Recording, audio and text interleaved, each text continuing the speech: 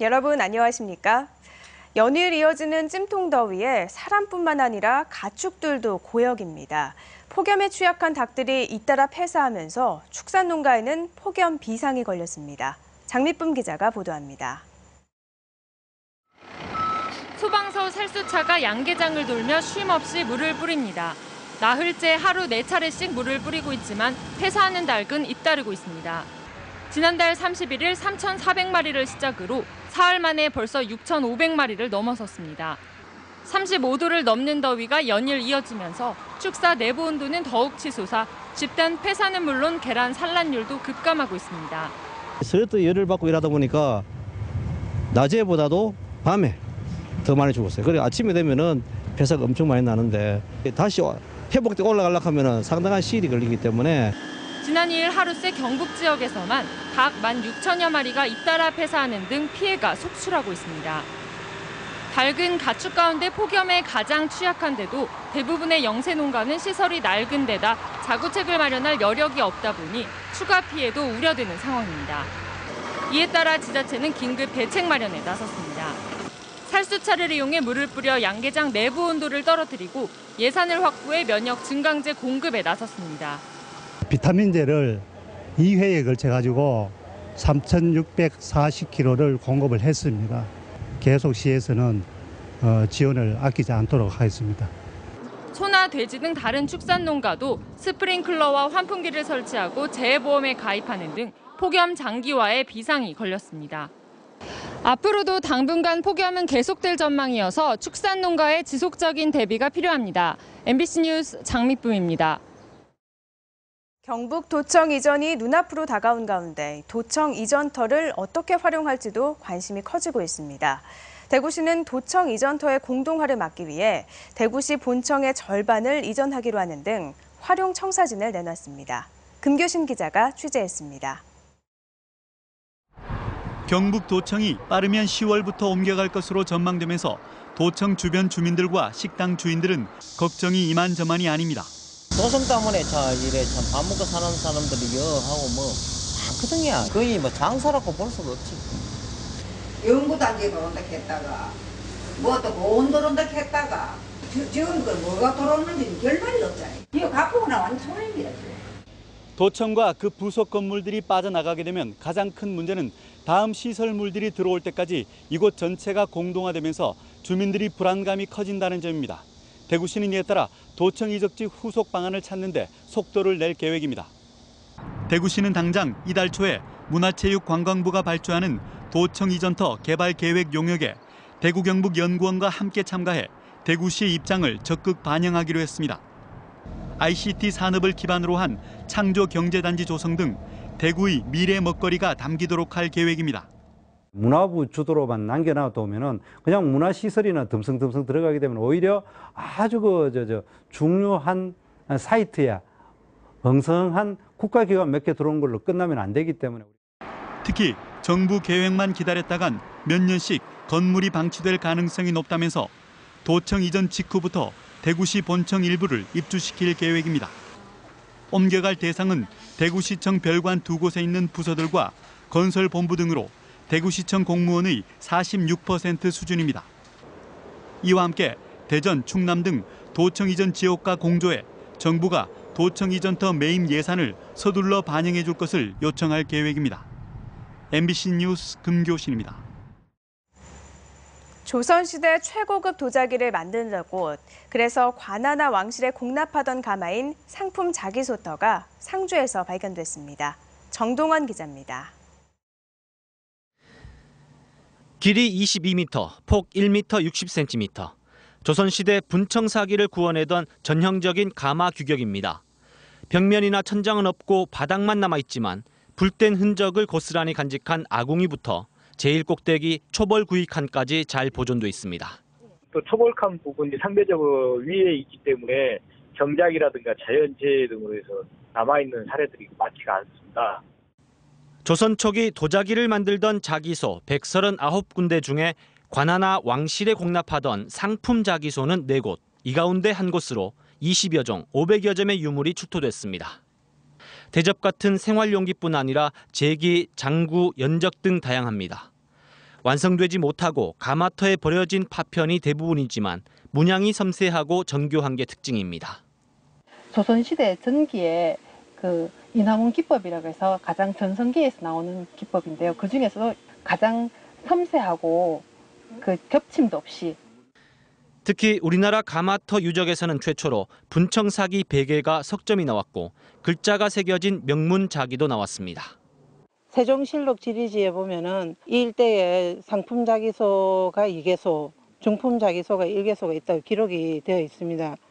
그리고 그 실체를 해명하고자 이번에 발굴된 가마터 반경 5km 내에 모두 7곳의 가마터가 있는 것으로 확인돼 당시 최고 수준의 도자기 공인 집단이 이곳에 있었던 것으로 상주박물관은 추정했습니다. MBC 뉴스 정동원입니다.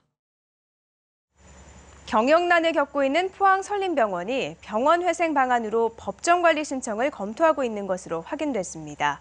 노조 측은 경영진이 병원 회생을 위한 구체적인 방안을 제시해야 법정관리에 동의할 수 있다고 밝혔습니다. 장성훈 기자입니다. 지난 주말 포항 설림병원은 이사회를 열어 조대환 신임 이사장을 선임하고 병원장 중심의 운영과 상임이사제 폐지 등 조직 혁신안을 통과시켰습니다. 이와 함께 병원 회생 방안으로 법정관리 신청 검토안을 의결했습니다. 경영난 해소를 위해 지난 4월 재활요양병원 매각을 추진했지만 최근 계약이 무산되면서 법정관리 카드를 선택한 겁니다. 불어나고 있는 체불임금과 의료진의 잇단 이직을 막기 위해선 극약 처방이 불가피하다는 판단에 섭니다. 대신 법정관리를 위한 모든 과정에서 노조와 충분히 협의해 내부 갈등을 줄이기로 했습니다. 이에 대해 노조 측은 법정관리 검토에 앞서 직원 고용 문제와 의료진 수급 계획 등 병원을 살리기 위한 구체적인 방안을 제시하고 노조와 협의해 결정하라고 요구했습니다. 이 부분이 원만하게 결정되면 법정관리에 동의할 수 있다는 입장입니다. 한편 설림병원은 부도가 났다는 일부 언론의 보도 내용은 사실이 아니며 병원 진료도 모두 정상적으로 이루어지고 있다고 밝혔습니다. MBC 뉴스 장성훈입니다. 포항시 두호동 롯데마트 대규모 점포 개설 등록 신청서의 수리 여부가 내일 최종 결정됩니다. 포항시는 어제 유통업 상생 발전 협의회를 열고 롯데마트가 지난달 20일 보안에 접수한 대규모 점포 개설 등록 신청서를 두고 토론을 벌였는데 전통시장 보호 쪽이 우세한 것으로 알려졌습니다. 포항시는 회의 결과 등을 종합해 내일 의회 보고를 거쳐 수리 아니면 반려를 결정해 발표하기로 했습니다. 포항시는 롯데마트가 지난 6월 제출한 신청서를 검토한 결과 상권 영향평가서와 지역협력계획서가 미흡하다며 보완하도록 했는데 지난달 20일 제출한 서류에서도 지역협력계획서는 요건을 충족하지 못했습니다. 메르스 사태 이후 지역 경기가 회복될 것으로 전망됐습니다. 한국은행 포항본부가 조사한 8월 경북 동해안 지역 어포항 기업경기 실사지수 BSI는 63으로 11포인트 상승했습니다. 이는 메르스 사태가 진정되고 미국 등 선진국을 중심으로 회복세가 지속될 것이라는 전망에 따른 것입니다. 8월 비제조업 업황 전망 BSI도 여름 휴가철 관광객 증가에 따른 기대 심리로 7포인트 상승한 57로 조사됐습니다. 한국관광공사가 8월에 가볼 만한 곳으로 내연산 폭포와 그 주변을 선정하고 홈페이지에 여행 코스를 소개했습니다. 한국관광공사는 1박 2일 코스로 내연산 12폭포와 보경사, 덕동문화마을, 영일대 해수욕장과 칠포 해수욕장을 추천했습니다. 포항시는 이달부터 KTX가 증편되고 한국관광공사의 홍보에 힘입어 여름철 관광객 유치에 도움이 될 것으로 보고 있습니다. 포항시가 휴가철을 맞아 관광객과 시민들에게 요트 승선 체험의 기회를 제공합니다. 승선 체험은 오늘부터 이달 말까지로 승선 시간은 오전 10시 30분과 오후 1시 30분, 오후 3시 30분 등 하루 3회며 한 번에 10명이 탈 수 있습니다.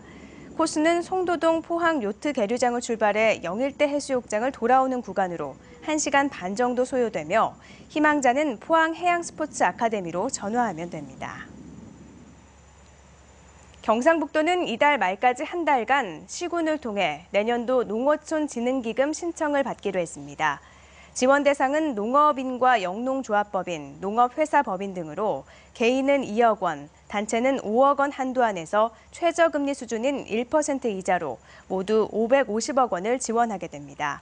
희망 농업인과 단체는 관할 읍면동 사무소나 시군 관련 부서를 방문해 사업 신청서와 신용조사 의견서를 제출하면 됩니다.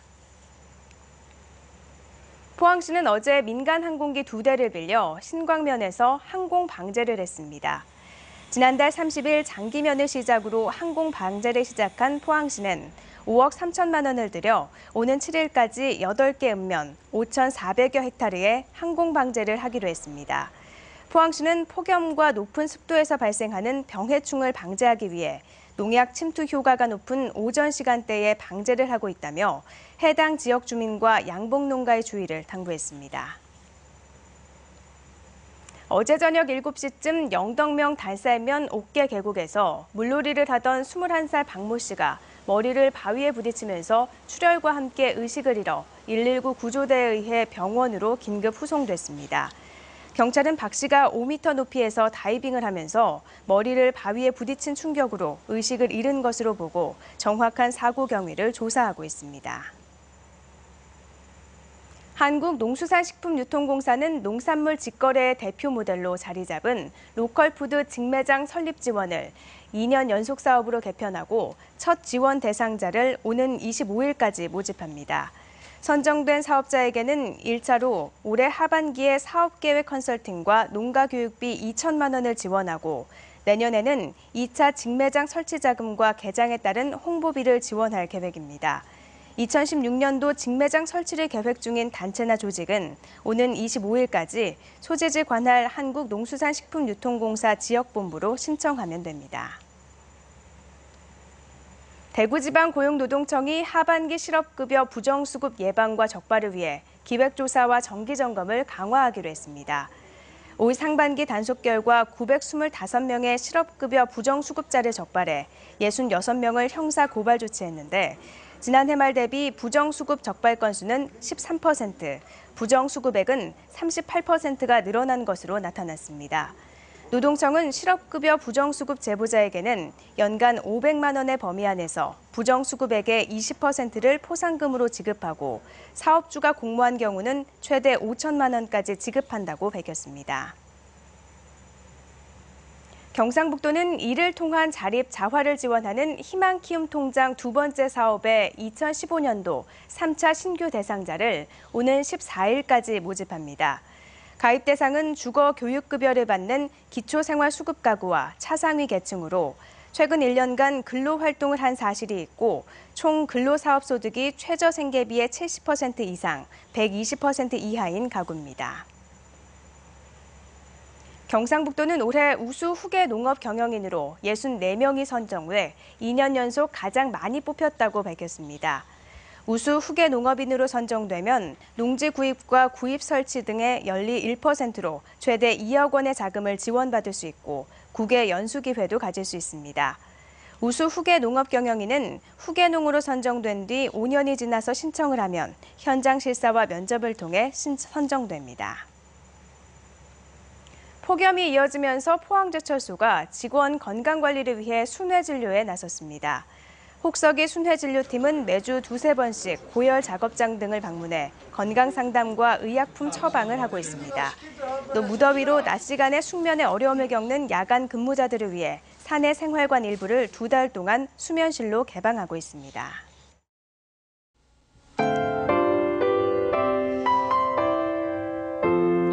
네, 경북동의 한 지역은 지난밤에도 열대야 현상이 나타나면서 며칠째 무더운 밤이 이어졌습니다. 오늘도 포항, 경주, 영덕에 폭염 경보가 내려졌는데요. 낮 최고 기온이 37도까지 오르면서 덥겠습니다. 자외선 지수도 높게 오를 것으로 보이니까요. 외출하실 때 자외선 차단제 꼭 챙겨 바르시기 바랍니다. 안개와 강풍 소식 있습니다. 아침까지 해안에 안개가 끼겠는데요. 또 약간 강한 바람도 불겠습니다. 항해나 조업하시는 분들은 조심하시기 바랍니다. 자세한 지역별 날씨 살펴보겠습니다. 오늘 경북 동해안 지역은 고기압의 영향으로 맑고 가끔 구름 지나겠습니다. 아침 최저 기온 경주 23도, 영덕 25도, 포항 26도로 예상되는데요. 낮 최고 기온은 울진 33도, 영덕, 포항, 경주 37도까지 올라 덥겠습니다. 울릉도와 독도는 종일 구름 지나겠습니다. 아침 최저 기온 울릉도 26도, 독도 25도로 시작하겠는데요. 낮 최고 기온은 울릉도 31도, 독도 27도가 되겠습니다. 동해 전해상은 맑고 구름이 조금 지나겠습니다. 바람은 비교적 강하게 불겠고요. 바다의 물결은 0.5에서 2m로 일겠습니다. 내일은 낮 기온이 37도까지 올라 덥겠습니다. 하지만 목요일부터 기온이 점차 내려가겠습니다. 날씨였습니다. 이상으로 포항 MBC 뉴스투데이를 마칩니다. 고맙습니다.